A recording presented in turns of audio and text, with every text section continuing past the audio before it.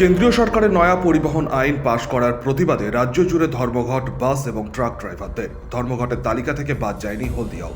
হলদিয়াতে কর্মরত সকল ট্রাক ড্রাইভাররা অনির্দিষ্টকালের জন্য ধর্মঘটে বসেছেন মঙ্গলবার থেকেই, যার প্রভাব পড়েছে মেদিনীপুর শহরের পেট্রোল পাম্পগুলিতে।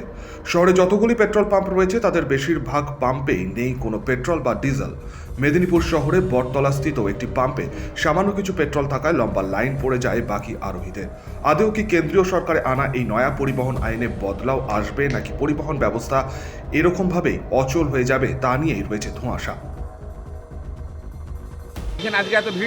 এত ভিড় সব পাম্পে এখানে বটতলা চত্বরে যত পাম্প ছিল সব বন্ধ হয়ে গেছে। তেল নাই, স্ট্রাইক চলছে, এই জন্য সব পাম্প বন্ধ। আমাদের পাম্পে ভিড় হচ্ছে, যতক্ষণ আমাদের তেল থাকবে আমরা দিয়ে যাব, এরকমই আমাদের সিদ্ধান্ত। ট্রাক চলছে না, গাড়ি ঘোড়া চলছে না, কি ড্রাইভারদের উপরে কি সমস্যা হয়েছে, এই জন্য পাম্প সব ধর্মঘট, ড্রাইভারদের স্ট্রাইক। যতক্ষণ তেল থাকবে আমরা দিয়ে যাব, আমাদের এইটুকুই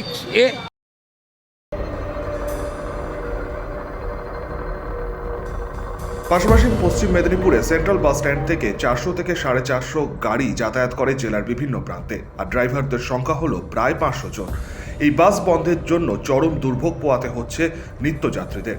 কেউ তার গন্তব্যে নির্দিষ্ট সময়ের মধ্যে পৌঁছাতে পারছেন না। যদিও সকালের দিকে কিছু বাস মেদিনীপুর শহরে ঢোকার মুখগুলোতে এসেছিল, কিন্তু মেদিনীপুর শহরের মধ্যে প্রবেশ করেনি।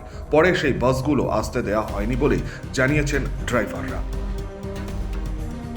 আজকে আমাদের অমিত শাহ যে কালা আইনটি পাস করেছেন, যে একটা ড্রাইভার অ্যাক্সিডেন্ট করলে তাকে টোটাল ক্রিমিনাল বলে ঘোষণা করছেন। উনি বলতে চেয়েছেন একটা ড্রাইভারের হাতে যদি কোনো মানুষ মারা যান তাকে 10 বছর জেল আর 5 লাখ টাকা থেকে 10 লাখ টাকা পর্যন্ত জরিমানা তাকে দিতে হবে। একটা ড্রাইভার সবথেকে ন্যূনতম রোজগার করেন। একটা ড্রাইভার আজকে এতদিন ধরে পিছিয়ে পড়ে আছেন। ড্রাইভারদের দিকে আজ পর্যন্ত কোনো মানুষ তাকিয়ে দেখেনি যে ড্রাইভারগুলো কি করে খাচ্ছে। সামান্য ন্যূনতম রোজগারের মধ্যে তাদের সংসার পরিবারটুকু মেনটেন করতে তারা পারে না। তারপরে তাদেরকে যদি 10 লাখ টাকা জরিমানা দিতে হয় বা 10 বছর জেল কাটতে হয়, তাদের পেছনে যে 4 থেকে 5 জনের ফ্যামিলি রয়েছে, একবারও সরকার ভেবে দেখেছেন? আমাদের কেন্দ্রীয় সরকার যে আইনটি পাস করতে চলেছেন তার তো ভাবা উচিত আমাদের অল ইন্ডিয়া জুড়ে আজকে 22 কোটি ড্রাইভার আছে। 22 কোটি ড্রাইভারের পেছনে কমসে কম 4 জন করে ফ্যামিলি ধরলে কতগুলো জনগণ হচ্ছেন। একবার জনগণের কথা ভেবে আইনটা পাস করেছেন? গাড়ি চালানো বন্ধের আমাদের একটাই কারণ, কেন্দ্রীয় যে কালা আইন, আমরা যেটাকে কালা আইন বলছি, এই মুহূর্তে অ্যাক্সিডেন্টাল কেসে যে ড্রাইভারদের যে ধরনের সাজা ঘোষণা করা হয়েছে, হতে পারে এখন আমরা এই আন্দোলনের মধ্যে আছি এর একটাই কারণ, আইনটা যদি পাস হয়ে যায়। আপাতত কেন্দ্র সরকার স্থগিত বলেছেন, প্রত্যাহারের কথা একবারও বলেননি। আমরা চাই এই আইনটা টোটাল প্রত্যাহার হোক। এর কারণ এটা কোনোদিনও সম্ভব হতে পারে না যে একটা ড্রাইভার অ্যাক্সিডেন্টালভাবে, যে ড্রাইভার কোনোদিন ইচ্ছে কাউকে মারে না। ইনফ্যাক্ট ধরুন আমি গাড়ি নিয়ে যাচ্ছি, আমরা এরকম বহু কেস হয়েছে, আমি স্টপেজে দাঁড়িয়েছি, ড্রাঙ্কড অবস্থায় মদ খেয়ে বাইক এনে পেছনের গোঁজা মেরে ঢুকে গিয়ে 3 জন মারা গেল। তাহলে কি আমি কোনো মতো দায়ী হলাম?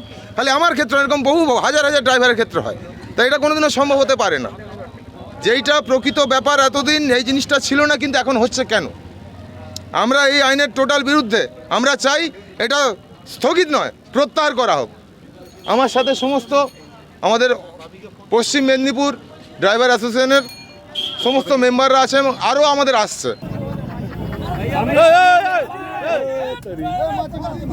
হ্যাঁ করে এদিকে চলে এসছি। রাহুল তুই बीजेपी दूर हटो, औरंगाबाद धप्पाबाद बीजेपी दूर हटो, वंदे मातरम, वंदे मातरम। বুধবার সকাল থেকে আসানসোলের সিটি বাস স্ট্যান্ডে আইএনটিটিইউসির পক্ষ থেকে কেন্দ্রীয় পরিবহন সংক্রান্ত আইনের বিরুদ্ধে প্রতিবাদ জানিয়ে একটি মিছিল বের করা হয়। মিছিলের নেতৃত্ব দেন তৃণমূল কংগ্রেসের শ্রমিক নেতা রাজু আলুওয়ালিয়া। এদিন তিনি বলেন, কেন্দ্র সরকার যেভাবে আইন চালু করতে চলেছে তাতে সাধারণ মানুষ হয়রানি হচ্ছে। এই আইনের প্রতিবাদে ড্রাইভাররা ও বাসের শ্রমিকরা প্রতিবাদে নেমেছে। আসানসোল জুড়েই মিনিবাস পরিষেবা বন্ধ হয়ে যাওয়ায় সমস্যায় পড়েছেন নিত্যযাত্রীরা। এই যে কালো আইন বিজেপি যেটা লাগু করার চক্রান্ত করছে, তার বিরুদ্ধে ড্রাইভাররা, শ্রমিকরা আজকে পথে নেমেছেন, প্রতিবাদ করছেন। কারণ হচ্ছে বিজেপি জনগণ বিরোধী কাজ করে যাচ্ছে, মানুষকে हैरान করে যাচ্ছে। এই 4-5 দিন ধরে যে মানে মানুষরা বিভিন্ন রাজ্যে আপনি দেখছেন কীভাবে জিনিসপত্র পাচ্ছেন না, সবজি পাচ্ছেন না, ট্রান্সপোর্টিং টোটাল বন্ধ হয়ে গেছে, ঠাপ হয়ে গেছে। ড্রাইভাররা প্রতিবাদ করছেন, বিজেপির এই কালো কানুনকে वापस নেওয়ার জন্য যে প্রতিবাদ করছেন। তো এটা প্রমাণিত হচ্ছে যে বিজেপি হচ্ছে ধান্দাবাজ, ধাপ্পাবাজ। এরা মানুষকে হয়রান ছাড়া কিছু করে না, এরা পুঁজিপতিদের দালাল। আর আজকে যে আমাদের আসানসোল শিল্পাঞ্চলে যে ড্রাইভাররা নেমেছেন প্রতিবাদও করছেন, মানুষকে পরিবহন ব্যবস্থার সেবাও দিচ্ছে। আজকে কি করলেন মূলত? আমরা প্রতিবাদ করছি, বিজেপির 3টা পুতুল আমরা ঢালে, নরেন্দ্র মোদী, অমিত শাহ আর নীতিন গডকরি পুতুল দাহ করেছি। দক্ষিণবঙ্গের পাশাপাশি একই ছবি উঠে এলো উত্তরবঙ্গতেও। আলিপুরদুয়ারে সকাল থেকেই ট্রাকের লম্বা লাইন, আটকে পড়েছে ভুটানের যাত্রীবাহী বাস, ব্যক্তিগত গাড়ি সহ অন্যান্য গাড়িও। কেন্দ্রীয় সরকারের তৈরি নতুন আইনে বলা হয়েছে সড়ক দুর্ঘটনা ঘটিয়ে পালিয়ে যাওয়া চালকদের 10 বছরের কারাদণ্ড এবং 7 লাখ টাকা জরিমানা করা হবে। এই নিয়েই ক্ষুব্ধ সমস্ত গাড়ি চালকরা।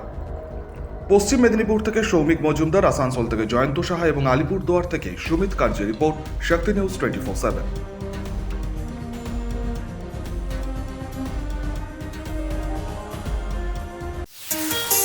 কাজের প্রেশার, চাইছেন একটু রিল্যাক্স, একদিনের উইকেন্ডে শহর থেকে দূরে কোথাও যেতে চাইছেন, কিন্তু যাবেন কোথায় ভেবে উঠতে পারছেন না।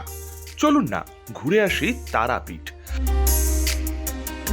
আর তারাপীঠ মানেই মধু মমতা হোটেল অ্যান্ড রিসর্ট, যেখানে গেলে আপনার মাইন্ড একদম ফ্রেশ।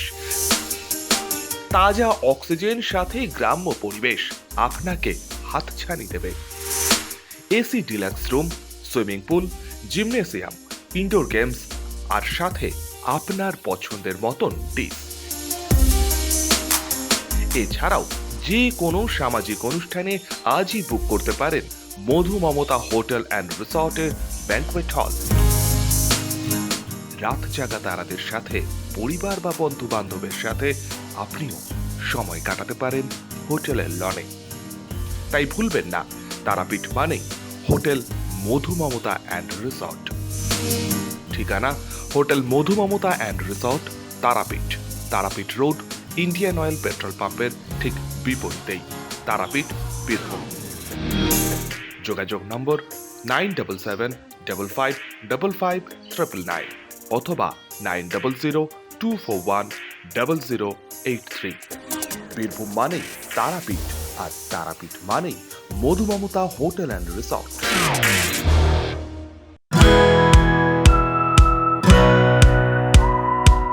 খাই খাই করো কেন এসো বসো আহারে, খাওয়ার আজব খাওয়া ভোজ কয় যাহারে। ভোজন রসিক বাঙালির খাওয়া দাওয়ার সেরা ঠিকানা মানেই Sher e Bengal. Indian, Chinese, South Indian, continental ডিশের হরেক রকম সম্ভার এখন একই ছাদের তলায়। এছাড়াও রয়েছে শের-ই বেঙ্গলের স্পেশাল কিছু আইটেম, যা একবার মুখে দিলেই ভোলার নয়। ঘরোয়া পরিবেশে হোটেলের আতিথেয়তা আপনাকে মুগ্ধ করবে। রেস্তোরাঁর পাশাপাশি রয়েছে থাকার সুবন্দোবস্ত, সিঙ্গেল বেড থেকে ডাবল বেড, ট্রিপল বেড এবং ডিলাক্স এসি রুম।